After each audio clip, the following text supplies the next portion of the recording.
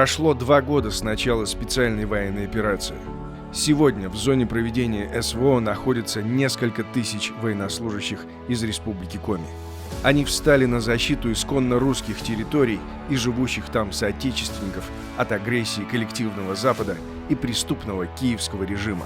Каждый день наши парни рискуют жизнью на передовой, с честью выполняя воинский и гражданский долг. А мы молимся за них, обеспечивая надежный тыл.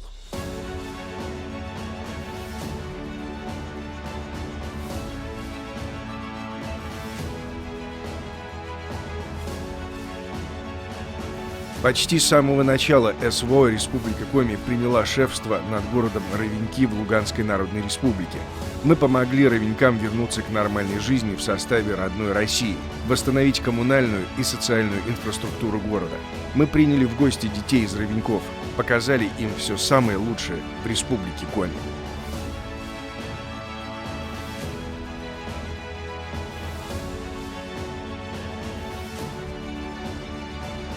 Сегодня город Ровеньки – один из опорных тыловых пунктов нашей армии, в том числе для бойцов из Республики Коми.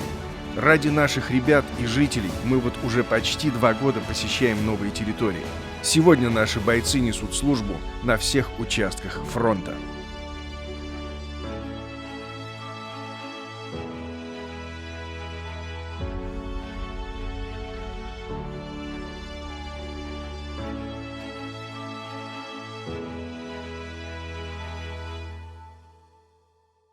Над сбором помощи для наших бойцов трудится вся республика.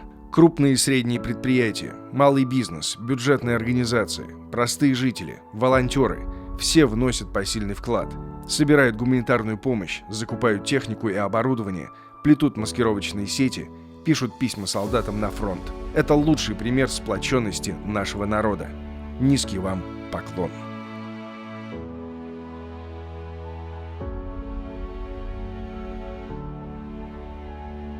Увидеть всех бойцов из Коми за одну поездку невозможно.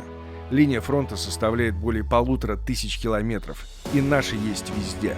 Где-то 100 человек, где-то 30, а где-то и вовсе 3 или 1.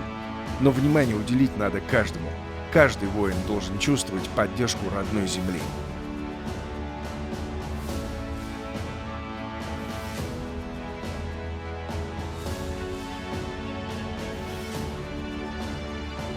В не меньшей поддержке нуждаются семьи наших защитников. Окружить их вниманием и заботой, помочь с решением бытовых проблем – важнейшая задача правительства Республики Коми. Сегодня семьи наших бойцов в приоритете по любым вопросам.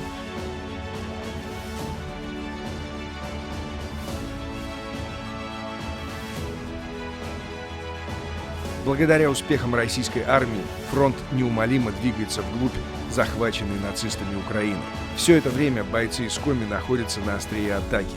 Наш долг – поддерживать их, чтобы они чувствовали, что мы рядом и ждем их с победой. Эта забота выражается в разном. Немаловажным является поддержка необходимым на фронте оборудованием, техникой и автомобилями. А еще наши ребята по-настоящему искренне ждут письма, которые пишут дети из Республики Коми. Эти письма вызывают у бойцов несравнимую радость. Пишут – значит помнят. Значит, не зря.